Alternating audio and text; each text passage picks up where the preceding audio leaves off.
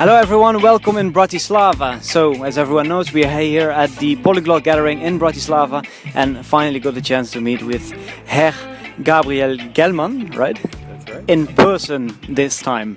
Sprachheld. From Sprachheld, of course, very important to mention. A website where Gabriel helps the German audience, the German audience to learn languages.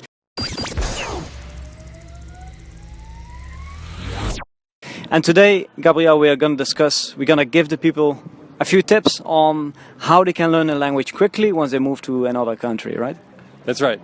So I haven't traveled as many countries as Jan has, but I have lived in 3 countries, so I have a pretty good idea on how to effectively learn that language once you're in the country.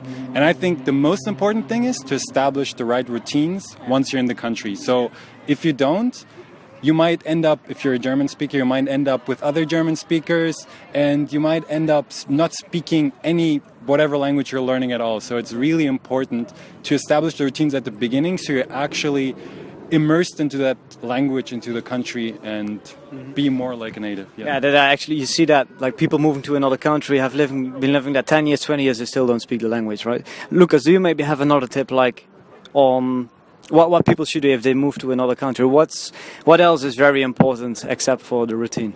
Yeah, they can go to social events, of course. They can try to make new friends that live in the country. Yeah, what kind of social events do you go to, for example, if you move to? Yeah, I go, for example, to language meetups, couchsurfing events. And like, for example, if you move to, let's say, Spain and you want to learn Spanish, you might not want to go to a Spanish course, but instead you might want to learn, especially if you already can speak some Spanish, you can go to, let's say, an Italian course, because all the people that will be there, they are from Spain, right? Okay. So then you can make new friends from Spain. You can.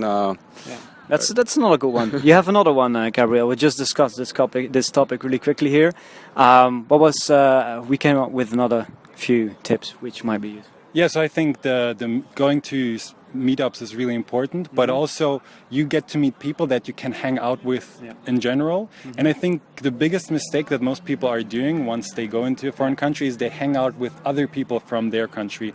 Or for instance, when I was in the US, most Europeans hung out together, all the Chinese people hung out together, and the Americans were all like, they didn't really mingle, and it's not easy. But once you're able to get into to meet people and to meet one by one, then you're actually able to live much more of the American experience rather than more of a European experience in the US. I think maybe, what you do in the first place is you should be willing to integrate in this new country, in this new society, to adapt in a new place, right? Because I guess most people just stay in the so-called expat bubble because they're not really interested in the local culture. So this is the first thing. If you want to learn a language, you need to open your mind first. And when you do that, then maybe you're also more likely to spend time with the locals. I think that was it for the first part.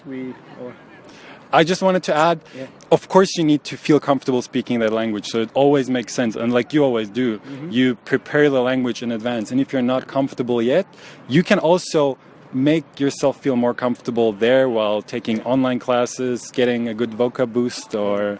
So it's actually, Lucas, what do you think? Is it important to prepare a little bit before you go to a country, or you just start speaking from day one, or is this practical? Yes, it's very important to prepare. I mean, if you arrive in the country and you can already speak some of the language, it will be very helpful, of course. Yeah.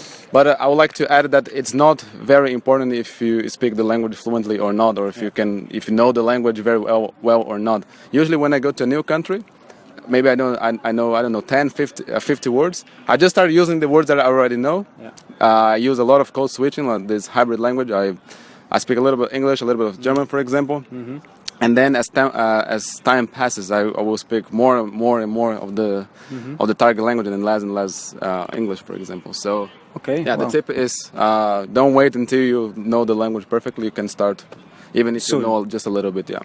Of the language. That was it for the first part. I think we're going to continue this video in German, and that one will be on your YouTube channel, right? Exactly. Okay. Then, but no worries, there will be English subtitles. So there will be English subtitles. Feel free to switch. Okay, I have to speak German now. Lucas, are you ready?